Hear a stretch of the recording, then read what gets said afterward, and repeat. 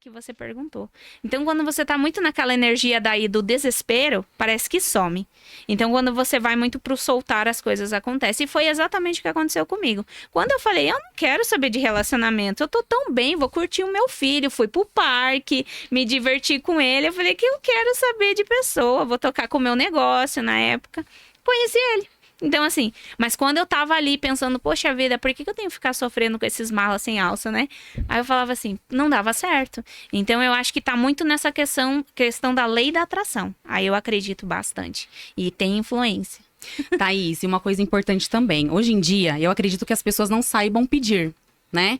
O que eu quero? Que tipo de relacionamento que eu busco? Qual que é o homem que realmente eu almejo para passar o resto dos meus dias, né?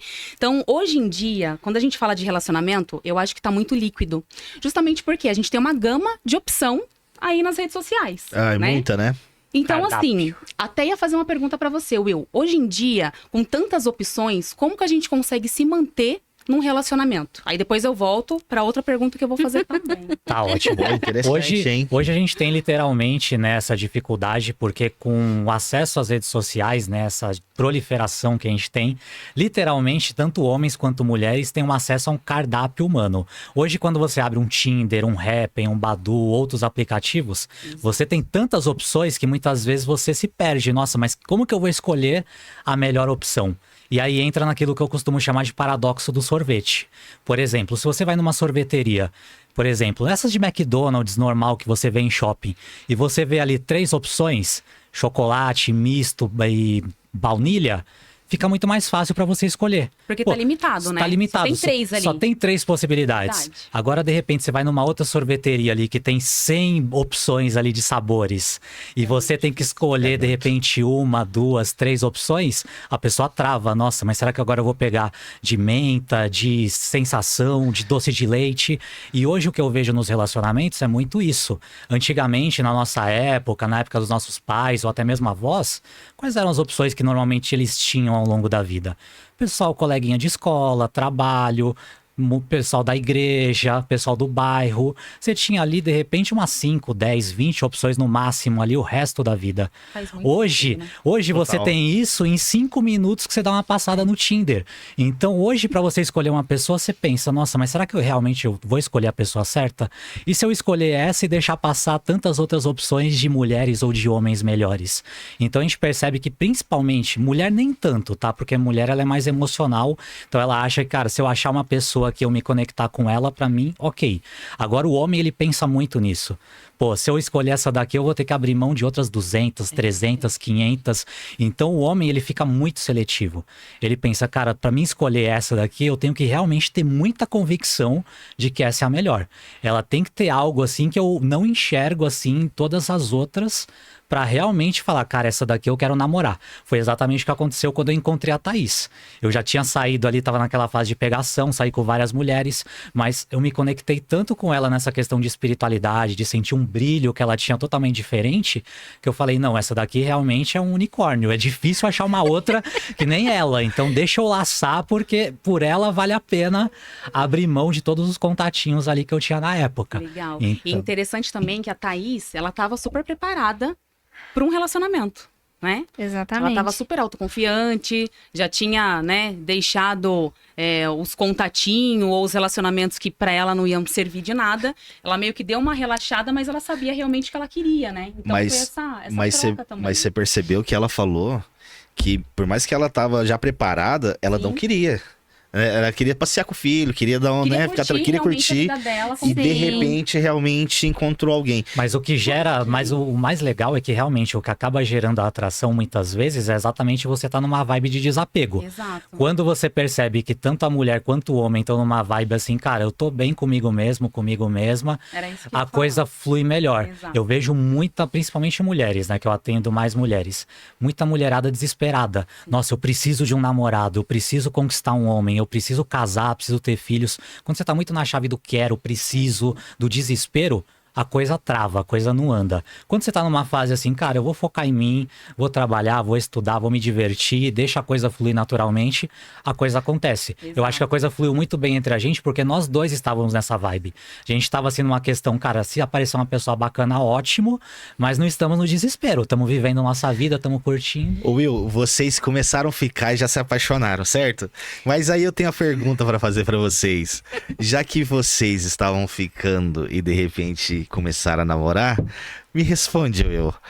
Como fazer uma ficante virar namorado? Um ficante, né? Um ficante virar namorado. Essa é uma das perguntas que eu mais recebo, né? Seja no YouTube, seja no Instagram, porque a maioria das mulheres hoje está sofrendo com essa questão de ficantes. Tem muita mulher que hoje está saindo de namoros longos, de casamentos longos, e aí cai nesse mundo 2024. Meu Deus, agora tem aplicativo de relacionamento, tem ficante. Como é que eu lido com esse negócio? Como é que eu conquisto? Tanto que a maioria das dúvidas que vem para mim é exatamente essas. E o que eu percebo, tem muita mulher que quer conquistar um ficante agindo como ela agia com o namorado, com o marido, fica tratando o ficante como namorado. E aí o que acontece? Começa a ficar com o homem, é mensagem todo dia. Se o cara demora pra responder, começa a cobrar. Por que você não tá me mandando mensagem? Por que você não tá me ligando? Quer encontrar toda semana, todo final de semana, quer pimba-pimba toda hora. Só que aí o que acontece? Se o cara começa a ficar com uma mulher e ele já tem todas as coisas boas de um namoro, sem precisar namorar com ela, ele não vai assumir. Exato. Pô, pra que eu vou namorar com ela? Qual que é o ganho? Qual que é a vantagem que eu vou ter se eu já tenho tudo? Se eu já tenho ela aqui sempre que eu quero, se eu posso beijar ela a hora que eu quiser, se eu posso ver a hora que eu quiser, se eu posso ir pra cama a hora que eu quiser. Então a primeira coisa que eu ensino pra elas é o seguinte: você quer transformar ficante em namorado? Você precisa aprender a agir como se você estivesse num restaurante. Por exemplo, se você vai num restaurante bom, eles não vão chegar pra você já oferecendo o prato principal. Não vão chegar pra você já oferecendo o banquete. Normalmente eles chegam fazendo o quê? Oferecendo um aperitivo. Opa, vamos abrir o apetite, vamos fazer eles comprarem um vinhozinho, comprar algumas coisas a mais, gastar mais dinheiro. Depois vem o prato principal. No relacionamento tem que ser do mesmo jeito. Você começa com o seu ficante oferecendo aperitivos. Vou te encontrar de vez em quando. Quando você estiver com ele, busca proporcionar bons momentos, só que momentos escassos. Fica uma hora com a pessoa. Opa, tem um compromisso agora, vou ter que ir embora, não vou poder ficar. Deixa o cara com o gostinho de quero mais. Quando que a gente vai sair de novo? Nas mensagens também, você não fica ali o dia inteiro conversando com ele. Seja mais escassa, pra ele falar, nossa, eu acho que ela realmente não tá nem aí pra mim. Ou é muito ocupada, não tem tempo pra mim. E todas essas coisas vão fazendo esse homem perceber que, nossa, se eu quiser realmente ter mais tempo, ter mais atenção, ter mais carinho dessa mulher, eu vou ter que evoluir esse relacionamento. Aí ele realmente enxerga um ganho real. Opa, se eu namorar com ela, agora eu vou ter muito mais dela. Só que muita mulher erra nisso. Começa a ficar com o homem e já começa a oferecer tudo.